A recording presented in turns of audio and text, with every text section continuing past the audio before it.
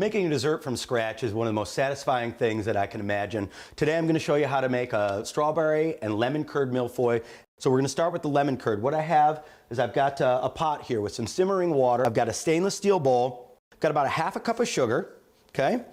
Then I've got the juice from about 3 lemons, about 6 tablespoons is what you're looking for. Everything goes right in. And then I've got 2 eggs. And all I'm going to do is take a whisk and mix this all together. Make sure the sugar dissolves. Make sure the eggs are incorporated. And we're going to go right over to the top of our pan here. In essence, we're creating a double boiler, okay?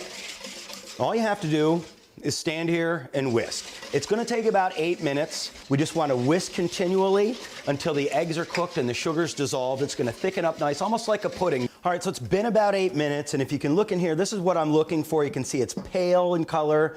It's considerably thicker, and there's a couple of different ways to tell when it's done. What I normally do is I look for it to coat the back of a spoon or a spatula, and then if I were just to run my finger through it and that line holds, that's when I know it's done, just based on experience. If you want to take that little extra precaution, basically what we're looking for is the eggs to be cooked. So we're looking for 180 degrees. You can go ahead and take an instant read digital thermometer, just set it in there for a moment. And when you hit that 180 degree mark, you know that you're good to go. And what I have here is a food processor. You can use a blender if you're more comfortable.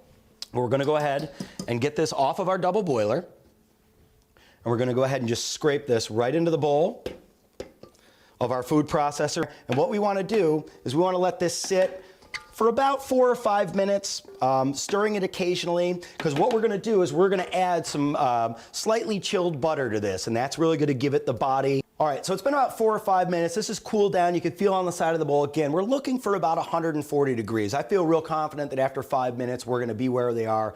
Of course, if you want to take the extra precaution, go ahead, get your instant read thermometer in here. Make sure you're at 140 degrees. Again, the idea is that we're going to add cold butter to something that's warm, and what can happen is that butter can break or separate, and we won't have that nice homogeneous mixture that we're looking for. So just put the top on my food processor. I'm going to turn it on and leave it on.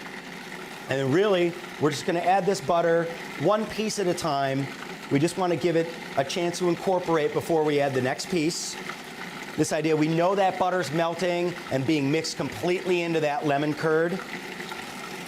And again, nice and slow, 1 piece at a time.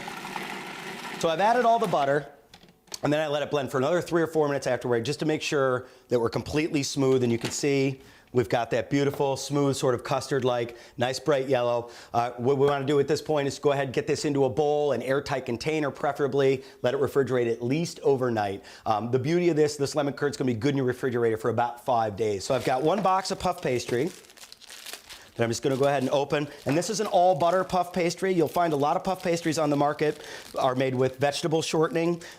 This is dessert. We're using all these great ingredients to make our own lemon curd. So we want to go ahead, we're making sure we're using the best puff pastry available too. And an all butter one is definitely the way to go. So you're just going to go ahead and open this up. Okay, you can see it's folded up into leaves. You're going to separate it out into 1 sheet. So I'm going to go ahead and I'm going to cut this first crosswise, okay, which is to say the width of the puff pastry. And then I'm just going to go ahead and get 3 slices out of each one. Okay, so we've got 6 pieces of puff pastry. I'm going to go ahead and layer this. And you want to work relatively quickly with this because the butter is actually going to start to melt at room temperature. Butter starts to melt actually at 80 degrees. So you want to work pretty quickly. So we've got our 6 pieces here. And we're going to go ahead and we're just going to dust it. You want to take about a tablespoon of sugar and just go ahead. And you don't have to get too fancy with it. I just like to sprinkle it right over the top. And what's going to happen is in the oven, the sugar is going to melt a little bit and it's going to caramelize on the top. I've got an oven preheated to 400 degrees. I'm just going to go ahead and get this into my 400 degree oven. And I'm going to let that bake for about 25 minutes, and then we're going to come back and I'm going to show you a little trick because we're not quite done there. All right, so after about 25 minutes, this is what we've got. We've just started to get that nice golden brown color, but what we want to do, because we're going to stack these, they're actually, for each dessert, there's going to be 3 pieces of this puff pastry. Want to give it a little bit more structure, okay? Want to make it a little sturdier. So I'm just going to take another piece of parchment paper and then the back of a clean pan, and I'm just going to press it down just to make sure we've got it nice and even, all right? We're not trying to take all of the layers out and compact it completely, but we are trying to level it out because we are gonna build, okay? Just do that, give it a quick press, all right? And then I'm gonna go ahead back into the oven, about 8 more minutes just to make sure they're completely cooked and completely crispy. And then we need to cool them to room temperature, which I've already done, okay? So I'm gonna go ahead, now it's time to start to assemble the Mille-Feuille, all right? So I've got my room temperature puff pastry, and I'm gonna build this right on the plate. I'm gonna go ahead and slice my strawberries. All right, and I'll just slice a couple. I do have some sliced ahead, but just to show you what I'm looking for, I'm just taking off that stem end. Then I've got a nice flat surface to work with. And I'm just making some nice thin slices, all right? I've got the lemon curd that we made yesterday that's chilled overnight, okay? So I'll take that lemon curd and I want to take about 2 tablespoons, and look, that's perfect consistency, just like pudding.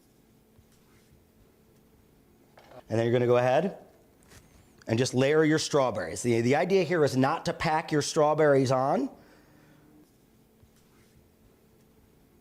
Okay, so we just take them, and I like to build around the outside with the strawberries. I like to have the tips just sticking out ever so slightly. Makes for a nice presentation. All right, take another piece, same idea.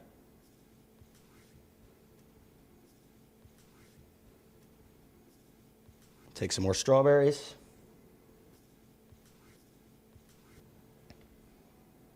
Then you've got your last piece of puff pastry. Go ahead, set it right on top, and you can see how that sugar sort of caramelized on top. Beautiful, nice and crunchy. Take a little powdered sugar if you like with a sifter. Just give it a little shot on top. Mille-Feuille, lemon curd, strawberries. It's a great summertime dessert.